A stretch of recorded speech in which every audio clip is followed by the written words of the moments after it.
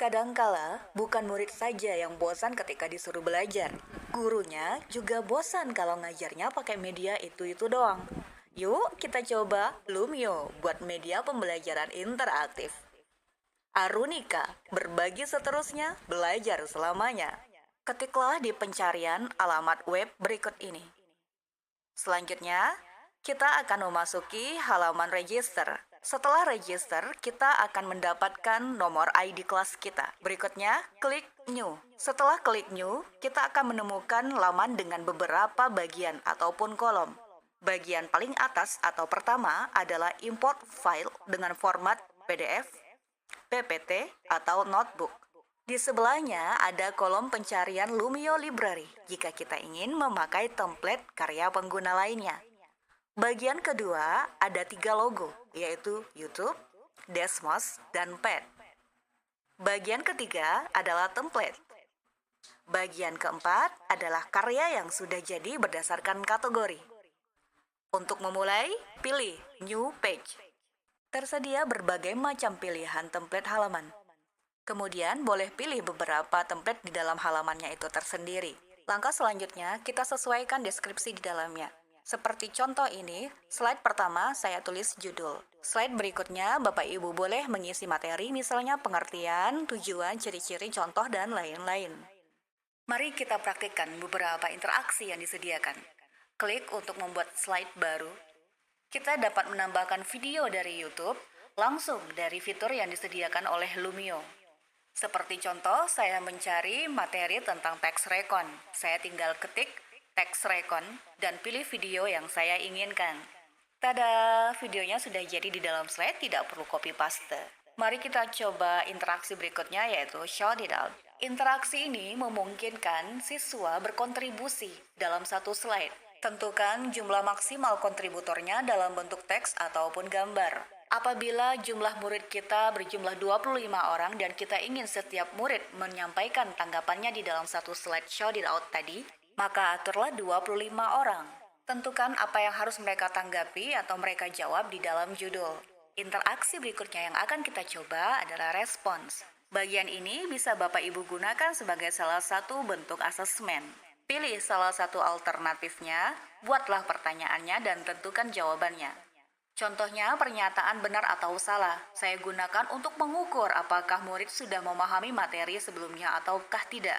Pernyataan boleh ditulis dalam bentuk teks ataupun berupa gambar. Tentukan terlebih dahulu kunci jawabannya benar ataukah salah. Kita juga boleh menambahkan pernyataan ataupun pertanyaan yang baru sesuai dengan kebutuhan kita. Jangan lupa tetap sediakan petunjuk soal dan judulnya. Interaksi berikutnya yang akan kita coba adalah aktivitas berbasis permainan. Ada 12 template ataupun 12 pilihan game yang Bapak Ibu bisa gunakan. Bisa untuk asesmen ataupun bisa untuk ice break. Contohnya, label reveal. Masukkan gambar yang akan kita gunakan atau apabila kita tidak mempunyai gambar yang kita harapkan, dapat mencari di kolom pencarian. Buat label pada bagian-bagian tertentu dengan tujuan agar ketika murid mengklik pada bagian tertentu tersebut, murid tahu nama ataupun identitas pada bagian atau struktur tersebut. Logo pad ini bikin penasaran kayaknya. Ayo kita coba. Ada berbagai macam simulasi yang disediakan di dalam pad dan dapat kita cari berdasarkan kategorinya. Misalnya sains, matematika, atau bahasa. Sebelum menentukan pilihan simulasi yang akan kita ambil, lebih baik kita cek dulu, periksa dulu bagaimana simulasi ini bekerja atau bagaimana simulasi ini akan ditampilkan. Kalau udah deal, klik Save to my lesson. Aktivitas selanjutnya, saya ingin menggunakan interaksi yang berbeda antar beberapa murid berdasarkan hasil pemetaan asesmen diagnostiknya. Dan saya akan menggunakan fitur tautan untuk slide ini. Pilih template kosong yang mana saja yang kita suka, tambahkan teks, atur ukurannya, dan isi deskripsinya. Untuk menambahkan web link, klik ikon paling ujung. Kemudian pilih logo tautan.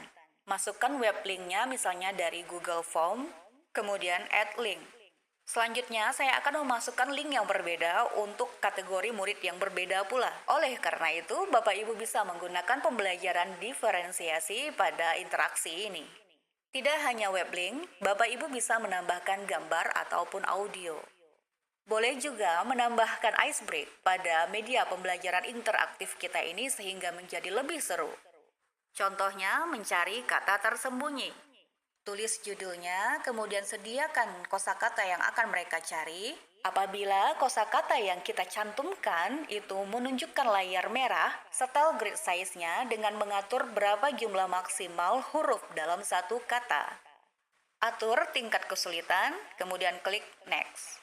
Klik preview aktivitas ini untuk kita melihat apakah tingkat kesulitannya sudah cocok untuk murid kita ataukah tidak. Cara mainnya, murid hanya mencari kosakata sesuai dengan yang telah disediakan di bagian sebelah kanan. Apabila kita merasa aktivitas ini perlu diperbaiki, tinggal edit activity.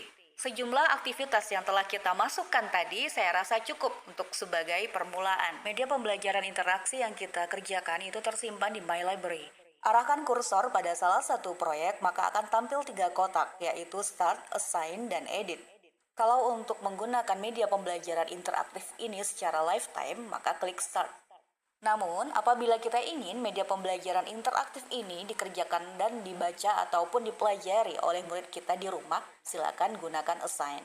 Kita juga dapat mengedit ataupun merevisi kembali pekerjaan kita dengan mengklik Edit. Kita ambil contoh, klik Start. Ada tautan, ada QR code, ada ID kelas yang dapat kita bagikan kepada murid. Beginilah tampilan Lumio di layar murid. Tulis nama, kemudian bergabung sebagai tamu apabila murid tidak membuat akun Lumio. Beberapa slide perlu dipandu oleh guru, sehingga murid tidak serta-merta mudah untuk melanjutkan pada slide berikutnya. Dengan demikian, guru dapat memantau lajunya perkembangan penggunaan media tersebut. Sedangkan aktivitas seperti menjawab soal ataupun game, murid dapat beralih pada lembar berikutnya secara bebas. Berbeda apabila link yang kita bagikan secara assign sehingga murid dapat beralih pada slide berikutnya secara mandiri. Apakah media pembelajaran interaktif ini bisa digunakan di layar handphone? Tentu bisa. Dan apakah kita bisa melihat laporan dari hasil aktivitas murid yang dibuat menggunakan fitur di dalam Lumio, misalnya pada fitur response? Tentu bisa. Ini hanya dapat dilakukan ketika aktivitas dilakukan secara live. Jawaban murid akan terunduh dengan format Excel. Selamat berkreasi Bapak Ibu. Lumio adalah salah satu web pembuat media interaktif yang akan maksimal apabila kita dapat menerapkannya dengan tepat sasaran dan tujuan yang sesuai. Tidak ada media pembelajaran yang paling baik. Yang ada adalah guru sebagai kreator dan pemberi inspirasi terbaik bagi murid. Selamat belajar, selamat mencoba, salam Arunika.